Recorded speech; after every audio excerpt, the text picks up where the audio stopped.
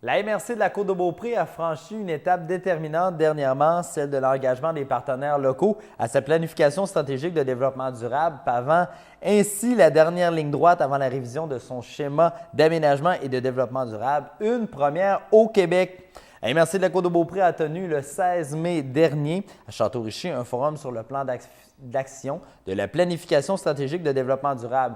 Et selon Pierre Lefrançois, préfet de la MRC de la Côte-de-Beaupré et maire de l'Ange-Gardien, avec le dépôt de ce plan d'action, eh bien, la MRC signifie qu'elle n'est pas seule à porter le projet sur ses épaules. Il poursuit même en disant que l'implication de la communauté est essentielle car c'est elle qui aura à mettre en œuvre le territoire imaginé. Donc, pour connaître tous les détails de cette nouvelle étape franchie par la MRC, eh bien, je rencontre Pierre Lefrançois. Alors, M. Lefrançois, bonjour, vous allez bien? Oui, très bien et bienvenue chez nous encore une fois. Merci beaucoup. Alors, la MRC tenait dernièrement un forum sur le plan d'action de la planification stratégique de développement durable et elle a déposé un plan d'action. Et celui-ci démontre que la MRC maintenant n'est plus tout seul à porter le projet. Oui, exactement. Donc, on a tenu un forum. C'était une autre étape importante du plan de développement durable de la Côte-de-Beaupré. On va se rappeler au départ que justement, le rôle de la MRC, c'est de se diriger vers un plan d'aménagement. Le but ultime de la MRC de la Côte-de-Beaupré, son rôle numéro un, c'est l'aménagement du territoire. Donc, nous, on a pris l'option de faire un plan de développement durable de l'aménagement du territoire. Donc, c'est une autre étape qu'on a eue avec, je dirais, une centaine de participants, beaucoup d'élus, beaucoup de partenaires de la MRC qui sont venus présenter justement des projets qui vont s'inclure dans notre démarche de planification durable. Plein de projets, des porteurs de ballons, c'est pas seulement les élus, c'est pas seulement la MRC, mais par contre, c'est sûr que c'est chapeauté par la MRC. Et on a eu la présentation de plusieurs projets, justement, qui vont être mis de l'avant dans notre planification de développement durable. Bon. Avant de parler de ces projets-là, j'aimerais savoir si vous êtes content de voir la réaction des gens qui lèvent la main pour dire qu'ils veulent participer activement à ce projet-là. Oui, c'est très motivant, c'est très positif. Même par le sondage, on a sondé la population sur la Côte-de-Beaupré, on a eu des bons résultats, c'est très positif. Les gens embarquent dans la demande, veulent plus d'informations, veulent en savoir plus. Donc, on passe justement par les médias sociaux, la télévision, comme vous êtes ici aujourd'hui, pour donner de l'information. Aussi, on a le site Internet de la MRC de la Côte-de-Beaupré, www.côtedebeaupré.com, puis il y a un onglet spécialement sur la démarche de planification du plan de développement durable.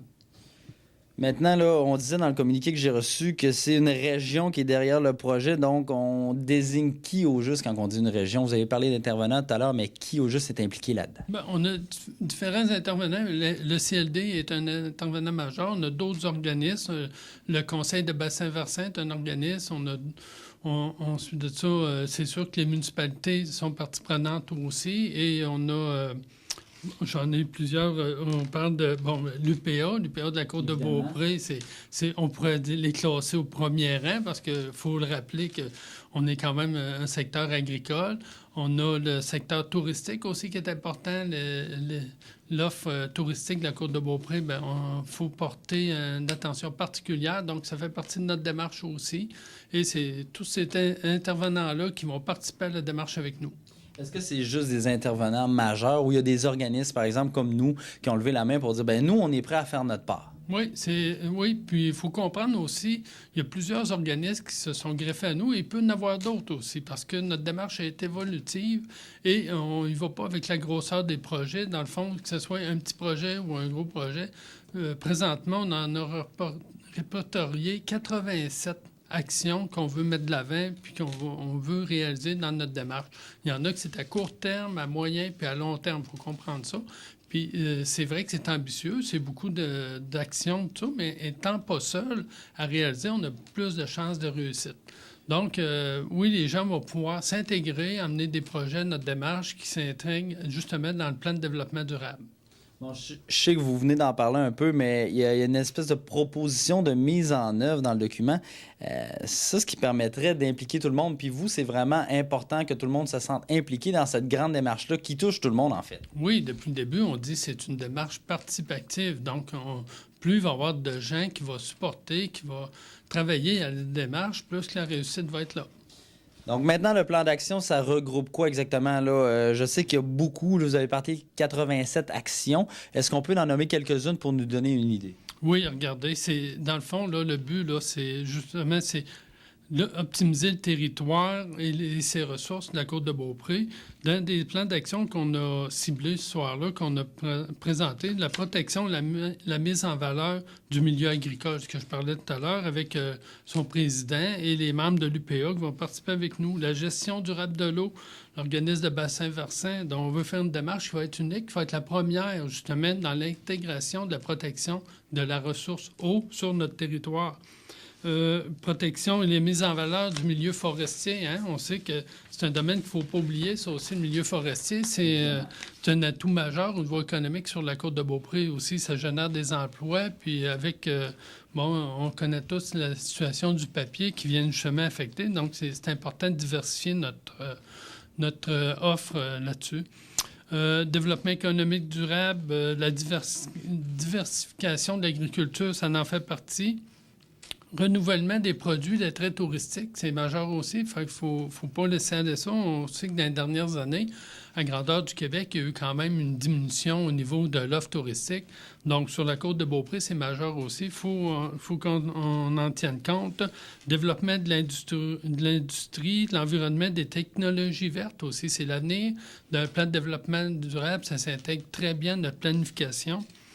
Un exemple, c'est l'implantation du parc éolien et communautaire. Donc, c'est l'énergie verte, renouvelable, puis qui va ramener des redevances, justement, qui va aider la MRC à se donner un fonds pour faire du levier économique, pour maintenir notre région en santé. Donc, c'est une chose. La mise en valeur du fleuve et du littoral, ça aussi, chacune des municipalités, on vise à améliorer, à donner des accès au fleuve à la population.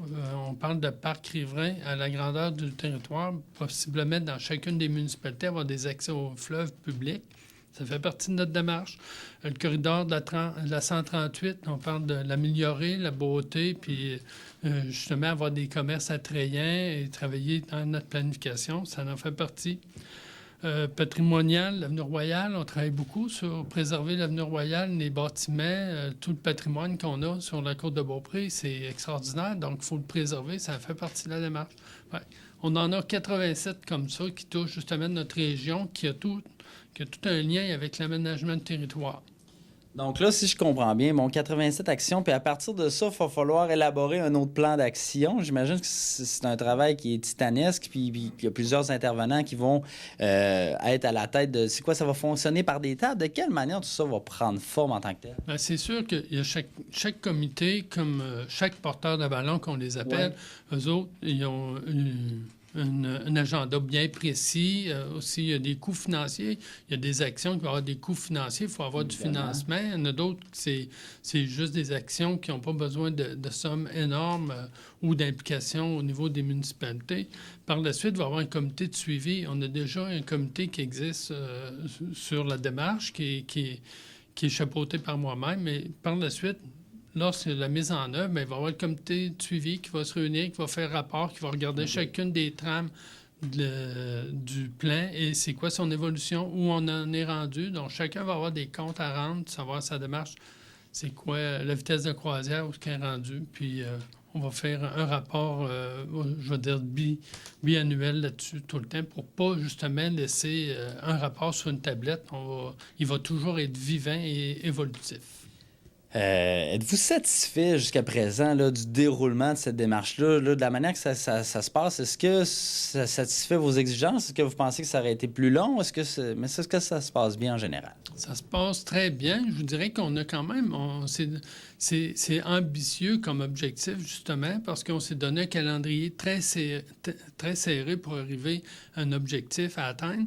Puis, pour nous emmener à un nouveau schéma d'aménagement adopté qui va être en place pour 2013. Donc, avec toutes les consultations qu'on fait, le regroupement des gens, on mobilise énormément, on donne la formation. C'est aussi, on découle un peu de l'aménagement de territoire, je dis un peu beaucoup, de la loi sur l'aménagement de territoire du gouvernement. Donc, il faut toujours être conforme aux orientations gouvernementales. Okay. Donc, on a ça à tenir compte, mais on travaille en parallèle justement avec une nouvelle loi qui va être adoptée.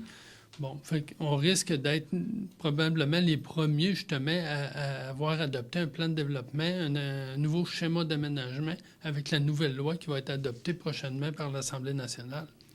Donc, oui, c'est ambitieux, mais je pense qu'on est là pour justement accomplir une réalisation comme ça qui est importante.